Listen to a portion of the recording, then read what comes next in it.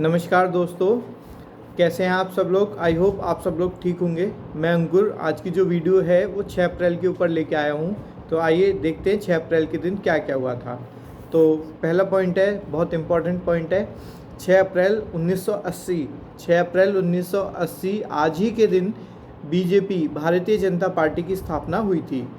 Bharatiya Janata party की स्थापना आज ही के दिन हुई थी 1980 में। नेक्स्ट पॉइंट है 6 अप्रैल 1606। 6 अप्रैल 1606 तो आज ही के दिन जहांगीर जो थे उनका बेटा था खुर्रम, तो उसने अपने पिता के खिलाफ बगावत शुरू कर दी थी। खुर्रम ने अपने पिता जहांगीर के खिलाफ क्या कर दी थी, बगावत स्टार्ट कर दी थी, शुरू कर दी थी। नेक्स्ट पॉइंट है 6 अप्रैल 1906। 6 अप्रैल 1906 तो आज ही के दिन एनिमेटेड कार्टून जो हैं, एनिमेटेड कार्टून, इसने क्या किया था, कॉपीराइट हासिल किया था। एनिमेटेड किस लिए यूज़ किया जाता है एनिमेटेड कार्टून? ये एनिमेटेड कार्टून मूवीज़ जो चलती हैं, for example Tom and Jerry और पोपाए, ये पुराने शोज़ थे, छोटा भीम, तो ये सब क्या है, एनिमेटेड मूवीज़ हैं। तो इसने क्या किया था, कॉपीराइट हासिल किया था आज ही के दिन 1906 में। और कॉपीराइट क्या है? कॉपीराइट मीन्स एक नियम है जिसमें क्या है, एक टेक्नोलॉजी, कोई भी कंपनी अपनी टेक्नोलॉजी पे कॉपीराइट हासिल तब करता है। इसका मतलब ये होता है कि कोई और कंपनी उस टेक्नोलॉजी को यूज़ ना कर सके। अगर वो करती है तो उस पर पेनल्टी लगती है। फॉर एग्जांपल एंड्रॉयड और आईओएस, जैसे कि एंड्रॉयड फ़ोन जैसे सैमसंग वगैरह एंड्रॉयड टेक्नोलॉजी यूज़ करते हैं और एप्पल के जो फ़ोन होते हैं आईओएस टेक्नोलॉजी यूज़ करते हैं। तो ये एक दूसरे की टेक्नोलॉजी यूज़ नहीं करते। अगर करते हैं तो इसमें क्या है, पेनल्टी लगेगी। एक बार एंड्रॉयड ने कर ली थी एप्पल की एक टेक्नोलॉजी यूज़, तो उसे क्या बहुत मोटी अमाउंट में क्या पेनल्टी देनी पड़ी थी। नेक्स्ट पॉइंट है 6 अप्रैल 1917। 6 अप्रैल 1917 तो प्रथम विश्व युद्ध का टाइम पीरियड था, जैसा कि हम जानते हैं 1917 के आसपास। तो प्रथम विश्व युद्ध में अमेरिका ने जर्मनी के खिलाफ युद्ध की घोषणा कर दी थी 6 अप्रैल 1917 में। जैसा कि हम जानते हैं पहले क्या है, अमेरिका युद्ध में मतलब हिस्सा नहीं ले रहा था, पर बाद में उसे लेना पड़ा था। नेक्स्ट पॉइंट है 6 अप्रैल 1919। 6 अप्रैल 1919 आज ही के दिन महात्मा गांधी ने रॉलेट एक्ट के खिलाफ पहली बार अखिल भारतीय हड़ताल का आह्वान किया था। तो रॉलेट एक्ट के खिलाफ क्या उन्होंने मतलब मोर्चा संभाला था, आप बोल सकते हैं 1919 में। किसने? महात्मा गांधी ने। नेक्स्ट पॉइंट है 6 अप्रैल 1925। 6 अप्रैल 1925 ये भी एक इम्पॉर्टेंट डेट है। क्यों? क्योंकि आज ही के दिन जो एरोप्लेन है, विमान है, इनमें पहली बार क्या दिखाई गई थी, फिल्म दिखाई गई थी, मूवी दिखाई गई थी। और जो ये विमान था जिसमें पहली मूवी चली थी, ये था ब्रिटिश एयरवेज का। ठीक है, तो याद रखना 1925 के दिन पहली बार क्या हुआ था, एरोप्लेन में क्या दिखाई गई थी, मूवीज़ दिखाई गई थी। और ये जो मूवी जो जिसमें मूवी दिखाई गई थी पहली किस एयरवेज का था, ब्रिटिश एयरवेज का प्लेन था।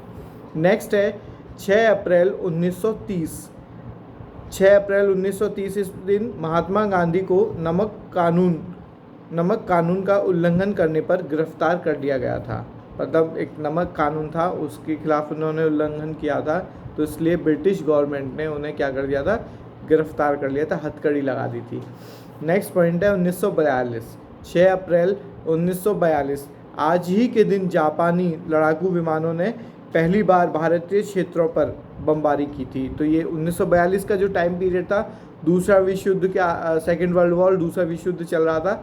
तो उन्होंने क्या है, आज ही के दिन 1942 में भारतीय क्षेत्र में घुस के पहली बार बमबारी की थी। किसने? जापानी लड़ाकू विमानों ने। नेक्स्ट है 1955। 1955 ये बहुत इंपॉर्टेंट है। 6 अप्रैल 1955 अमेरिका ने परमाणु परीक्षण किया था आज ही के दिन 1955 में।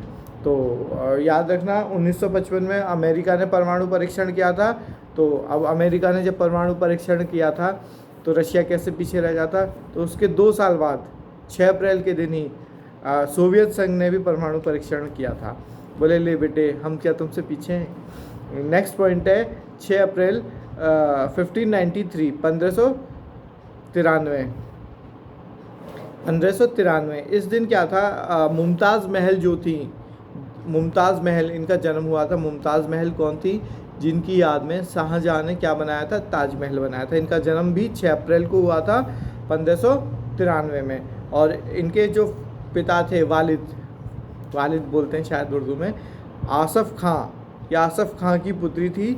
और इनका निकाह किसके साथ हुआ था? मुग़ल सम्राट खुर्रम, जिन्हें हम शाहजहाँ नाम से भी जानते हैं, शाहजहाँ। ठीक।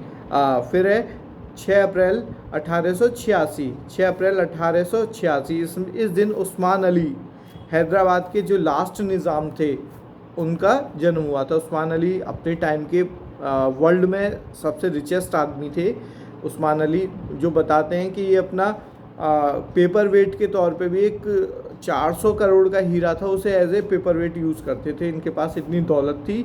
उस टाइम पे इनसे रिच आदमी पूरे वर्ल्ड में कोई नहीं था। उस्मान अली हैदराबाद के लास्ट निज़ाम थे। नेक्स्ट पॉइंट है 6 अप्रैल 2009, 6 अप्रैल 2009, इस दिन इटली में 6.3 की तीव्रता से एक ज़बरदस्त भूकंप आया था। इटली में 2009 में 6.3 की तीव्रता से एक भूकंप आया था, और इस कारण लगभग 300 से भी ज़्यादा लोगों ने अपनी जानें गंवाई थी। ठीक। और आई होप ये वीडियो आपको अच्छी लगी होगी। तो बस वीडियो को करें लाइक और चैनल को कर दें subscribe. Thank you so much.